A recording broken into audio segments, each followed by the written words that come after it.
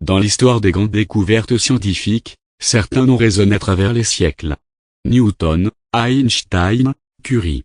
Et parmi eux, celui d'un homme dont l'héritage brille littéralement dans notre quotidien, Alessandro Volta. Son nom a été donné à l'unité de mesure de la tension électrique, le volt. Mais qui était cet homme? D'où venait-il? Et comment en est-il venu à créer l'une des plus grandes révolutions de la science moderne, la pile électrique? Plongeons ensemble dans le parcours fascinant de ce pionnier de l'électricité.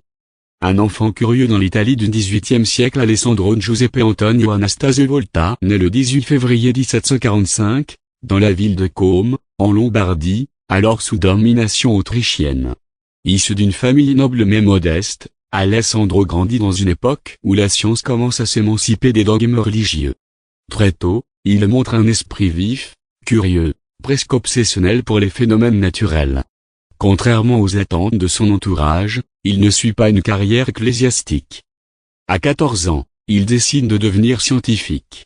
À 18 ans, il maîtrise déjà plusieurs langues et s'intéresse profondément à la physique et à l'électricité, un domaine encore mystérieux à cette époque.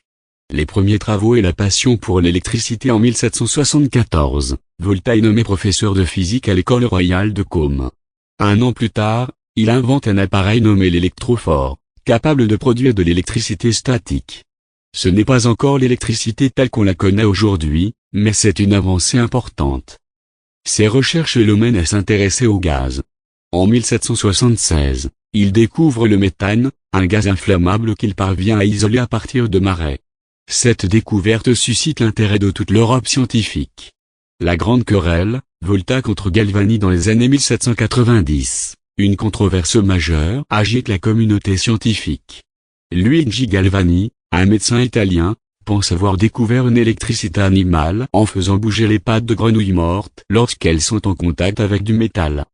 Volta, sceptique, reprend les expériences et démontre que ce n'est pas l'animal qui produit l'électricité, mais le contact entre deux métaux différents.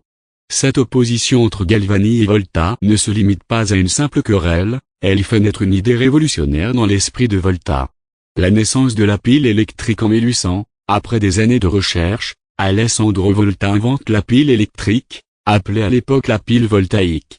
Il empile des disques de cuivre et de zinc séparés par des couches de tissu imbibé d'eau salée. Pour la première fois dans l'histoire humaine, une source d'électricité continue, stable et contrôlable est créée. C'est une avancée majeure. Cette invention marque la naissance de l'électrochimie et pose les bases de l'électricité moderne.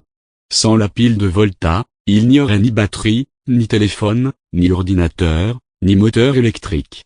Reconnaissant ces dernières années l'impact de la pile est tel que même Napoléon Bonaparte s'intéresse à l'inventeur.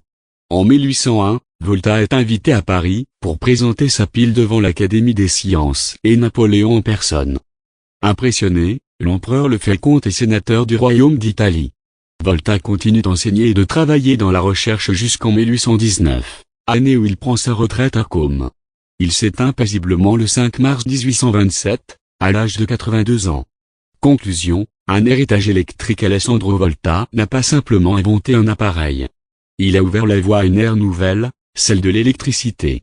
Son nom est aujourd'hui inscrit dans toutes les prises, tous les circuits, toutes les batteries, sous la forme du mot volt.